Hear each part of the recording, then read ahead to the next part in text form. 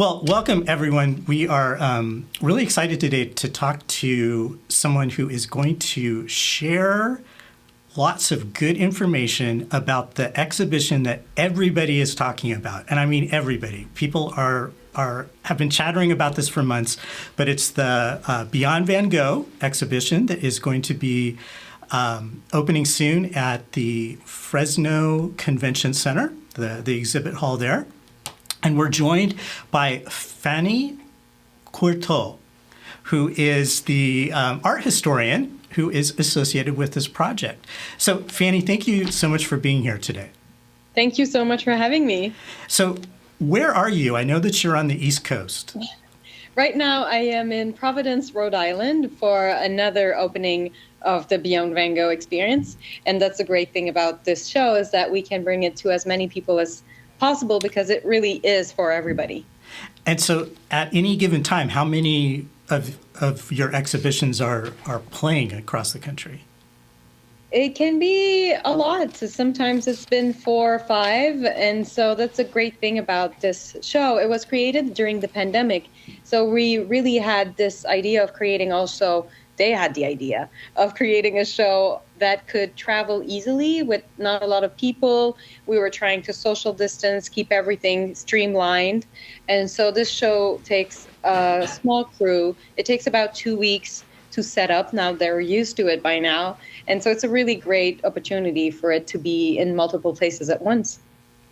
So maybe we could set the scene for people what the exhibition involves. I understand there's 3 major rooms. Mm-hmm. And can you kind of walk us through what people can expect? Yeah, so you're right. The exhibition has 3 rooms. The first one, when they get in, is the introduction hall. So it's a chance for people to get to learn more about Vincent, more than the cutting ear incident, more than Starry Night, and really connect to his work in a different way and understand how it's still relevant, why we're still talking about him. And also they get to read his own words, which is truly unique. He's really a unique case in our history where we have this treasure trove of information and insight on his work, on himself, in his own words, through the correspondence of 18 years with his brother Theo. And so they get to experience that, a very personal approach to Van Gogh. And then they get to the second room, which we call the waterfall room, which is sort of to prepare the mind for something that's unconventional, different than a museum setting, and also to prepare the body for something that can be a little bit of a trippy experience when you set foot in the last room, the immersive room, where everything moves around you. It's entirely dedicated to Vincent's work, and the work are just flowing around you, brought to life with the animation and the projection. So it's a really, really unique experience. And the whole thing takes about an hour or so, depending of the rhythm people want to take, reading the text at the beginning, be inside the room, feel the work around them. It takes about an hour, yeah. So you are a doctoral candidate at the University of Quebec in Montreal, and you were brought into this project, to give some, I guess, art expertise. How much did you know about Van Gogh before you got involved? So that's the great thing about a project like this, because I knew obviously a lot, but I knew more of the, I'm going to say, theoretical side of that. So where does he fit in the larger scheme of things, and how do we interpret his work on a sociological point of view, anthropological point of view? But a project like this for me was a great opportunity to, I'm going to say, get to know him more personally and get into the details of his life and really his life story. And that's why it's so important for me for people to really go beyond sort of the darkness of the myth that surrounds him. And it's a little bit, I'm going to say, unfair that his whole life and work is sort of always brought back down to the lowest point in his life, which is this crisis of the ear cutting incident. And getting to this project was an opportunity for me to learn more about his depth, about the childlike wonder that you find in these letters, and at times the philosophical depth that you find also there. And so that was a great way for me to connect with his work very differently. Now, I know one of your goals is to try to either dispel some of the rumors or sort of the myths that have grown up around him. What surprised you the most in your research? What did you discover about him? There was a lot of an approach to his work that I knew, but when you read it in his own words, it's a very different thing. You realize that there is almost a sort of sacredness to the work. He tried to be a preacher like his father, and he failed. And you really get a sense that his work is really imbued with a sense of, I'm going to say, sublime, something that's really overpowering us. And that's a dimension to his work that I did not fully grasp until really I went into these letters and looked at the work differently. And I think it's still why we connect so much with his work, is that it's not only about what you see, it's about the sort of healing quality of nature that we perceive. It's about the energy of the world. It's really about finding solution from the darkness in one's life into nature, into the power of color. And that's something that I knew, but not to this extent that I really discovered there. And there was also something to be said about the importance of, I knew about Theo, of course, but learning more about Theo's wife, Johanna Van Gogh. And if it wasn't for her, we wouldn't have anything about Van Gogh, because he passed away before his work was popular enough to stand on its own. And Theo passed away mere months after Vincent. And so Johanna was really the one who, with a newborn, well, a 6-month-old baby, and all of these paintings from a very eccentric brother-in-law, took it upon herself to get the work out there, circulating in the world. She translated all of the 18 years worth correspondence. And so she was really the unsung hero of that story. And I was really glad to read more about her. Yeah, it's a really remarkable story. And in a sense, she is kind of a model for the world's best art marketer, in a sense. I mean, she took her, so that's fascinating. Now, I know that you had a lot of paintings to choose from for that third room. Did you have a hand in that? And how did you decide what to use? So it was really a mixed conversation. Some pieces are unavoidable. I think it would be almost cruel to do an experience like this and not include Starry Night or the sunflowers or some of these very iconic pieces like Café Terrasse at Night. But there is also sort of this dialogue that we had between the pieces that were important, the phases of his life that were important, but also an image that was high enough quality that the animators could actually use that. So it was really a theme process in terms of choosing what they could do, and also what would inspire the team in finding how can we breathe new life into this work without destroying its essence, without striving too much away from it.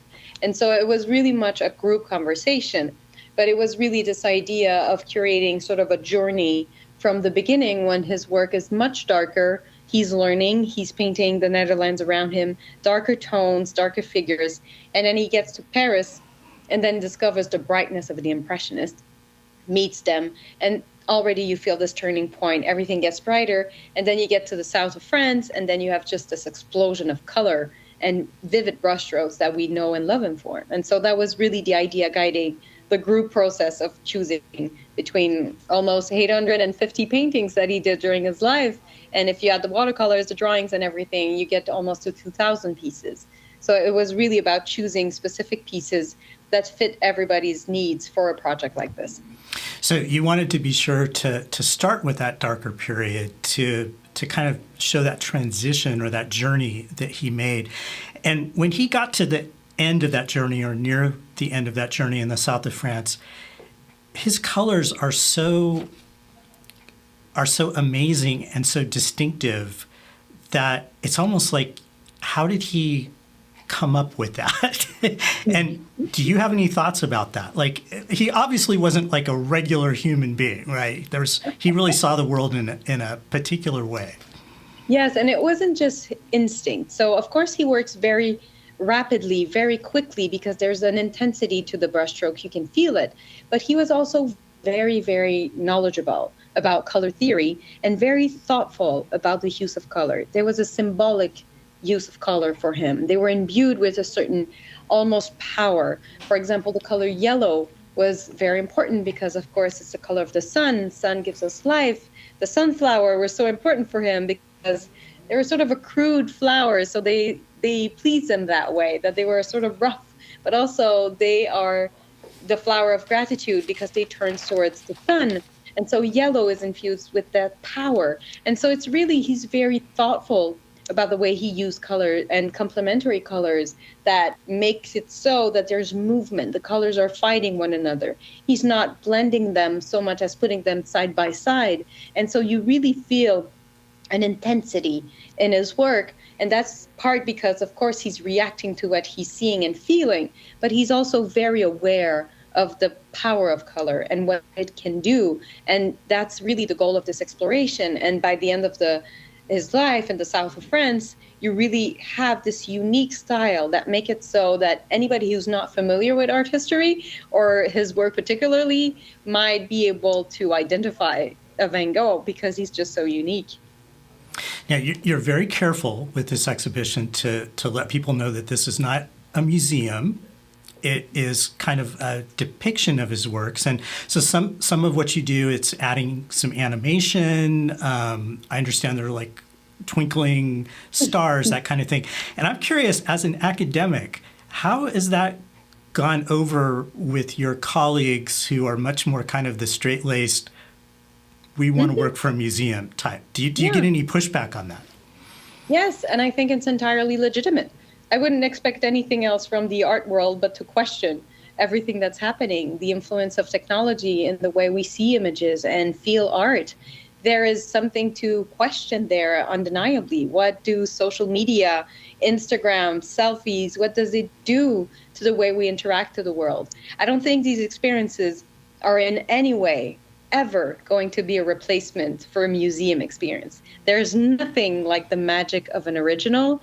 If anybody gets the chance to be in New York and see the original Starry Night, it's something to behold. And so it's really not about replacing that. It's about providing a different experience of the familiar art. For a lot of people, museums can be intimidating. So this could be a good bridge for an introduction to the art world. And there's also something to be said about this technology not going anywhere. I think this is pretty much a tide at this point. And so we might as well see what it does, what it can do in terms of bridging audiences, in terms of providing other points of view in familiar work. And my hope is that eventually people who might have been intimidated by a museum before, through this connection they will have developed with his work, they'll be curious about experiencing the real thing if they get the chance, if they are in a town or in a place someday that has a Van Gogh on its wall. So it's really about finding bridges for me. But there's nothing wrong about questioning all of this. I would expect anything else from the art world. So, yeah. Well, there's something really special about thinking about those people who are going to see his work for the very first time. This will be their exposure. And have you talked to any of those people, or have you done any research on like how many people, for them, this is their first exposure to art? I would say that a lot of people usually coming in are familiar with Starry Night because it's a bit unavoidable at this point. And usually they know that. Most people know the ear-cutting incident, but then they see everything else, and then that's where the work is actually powerful. That's where it starts impacting them because they are going inside of it, they are breathing to it, and it's really, you have all the different reaction that we expect from art. It's always going to touch people differently. It's always going to be a different truth that resonates with different people. And so you get to see that. And for some people, they're touched and they get tearful. And for others, there's almost like a childlike reaction of twirling around along with the petals that are moving around you. So it's going to affect people differently.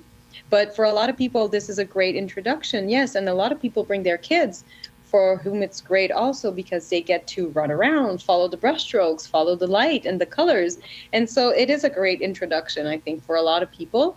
And even if you are familiar with his work, like for me, it was almost like the fantasy of being inside the work I knew and loved before. And scale changes everything. When you have a painting, you have a more intimate connection to it. You are leaning over it. It's a different rapport. But if you have it on the projection wall, all around you on the floor, it's on such a big scale, it's overpowering you. It does something else. You're in the middle of it. And so it's a really, really different experience. But like I said before, The museum experience is also great. This is also phenomenal. It's about having both and appreciating what these different point of view can bring. And like you say, this technology is here, and you might as well use it, right? So, Yeah, I well, Fanny, don't think we can put it back in the box. It's out now. well, we're about out of time. Is there anything else you wanted to let people know about the exhibition?